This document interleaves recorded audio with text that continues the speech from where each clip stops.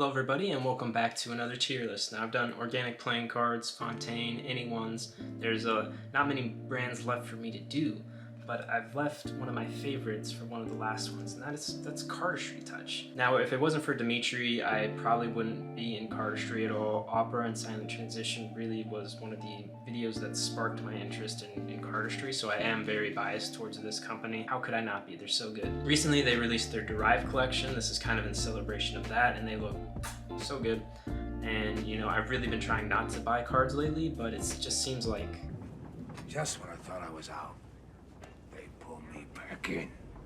Now, as always, I'm going to be doing this based off of back design and personal feelings, and also, as always, this is all subjective. There's no official list.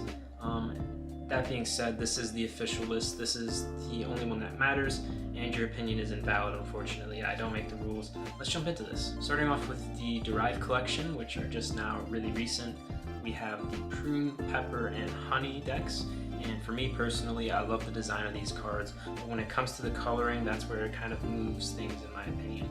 And I'll explain that in a second. But starting off with the Prune deck, I'd go ahead and put that in upper A, maybe S tier. I'm going to put it in A.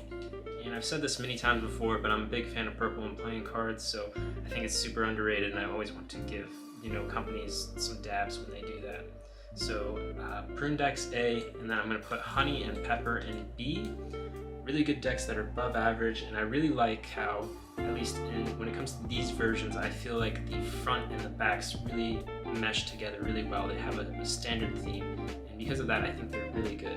But when it comes to the original Drive, and this might be controversial to some of you, I genuinely don't like the original Drive. I don't think the black and the blue really mesh well together, and it's genuinely the only deck from Cardistry Touch that I don't like. So please don't kill me. For that reasoning, I'm going to go ahead and make a new category down here called the Shadow Realm. For our fifth one here, we have ESCP this 2020. And I definitely didn't have to look that up. I definitely could remember the name right off the top of my head. It's very easy to remember, and I definitely didn't need to look that up in any capacity. But this deck is kind of middle of the road for me. I do like when decks are black and white, and I do think it follows a certain theme, and I do enjoy it for being structurally sound. It's just not to my personal taste. Next up, we have the Offset deck, and this is one that I personally own and have really enjoyed.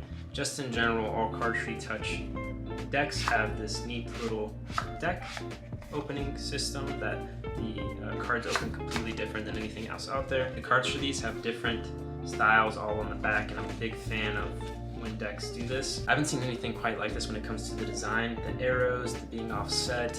I've really enjoyed this deck and I've used it a lot lately, so I'm going to go ahead and toss it up in A.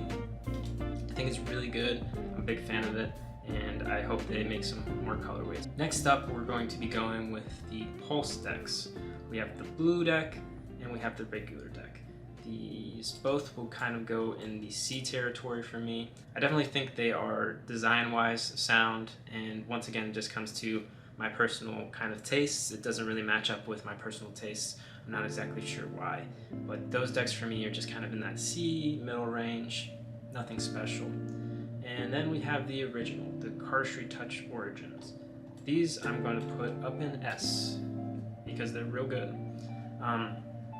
I love the amount of thought they put into this first deck was just great. And, you know, making a deck of cards specifically for Cardistry and doing stuff completely different. They made the tuck box originally here.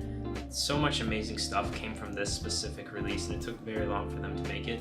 Design-wise too, the design's really cool and it's really kind of minimalistic. So that's my tier list for Cardistry Touch. As always, I'll have a link in the description where you guys can, you know, fill out your own if you wish, make your own video, make your own post.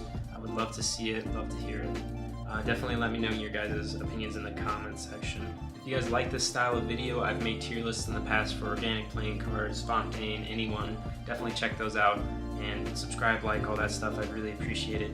Thank you guys for watching, and have a wonderful day. Bye-bye.